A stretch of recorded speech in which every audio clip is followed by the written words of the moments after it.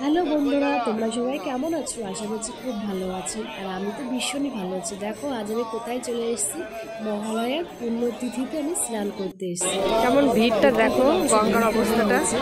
আজকে মহালয়ার সকাল, ভীষণ ভালো লাগে, ভীষণ কি বলবো, ভরা অমাবস্যা, আর কত এটা যে জনগণ। মহালয়ার দিন করতে পারবো এটা আমার মানে মানে মাথা থেকে বেরিয়ে গেছিলো যে আমি হয়তো মহালয়ার দিন স্নান করতে পারবো না, কিন্তু যাই মন থেকে চেয়েছিলাম সেটা আমি পেরেছি।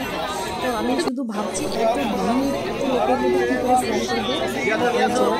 কষ্ট করে একা একা নেমে গেছি, সে ছিল আমার বোন, সে আমার ক্যামেরাম্যানের সে স্নান করে না এত সকালে, আমি স্নান করছি একা একা এত লোকের মাঝখানে। ভালো করছিল অচেনা মানুষ, সেটা একটা ব্যাপার আছে। আর দেখো চারিদিকে মহিলা, বয়স্ক, ছেলে মেয়ে সবাই আছে, তো তার জন্য একটা কেমন যেন লাগছে। তো যাই হোক, শেষমেশ গঙ্গা স্নানটাও হলো, মনের আশাটাও পূর্ণ হলো। এটা ঘুরে খুঁজতে আসতে একটু বাড়ির দিকে ফিরবো। এরপর থেকে ফিরা যে বোন আমাকে বলছে আর কতগুলো দুধ দিবি এবার, আর কতগুলো দুধ দিবি। তো গঙ্গা স্নানে নিয়েছে, একটু দুধ না দিলে মনে শান্তি হয়, তোমরাও বলো।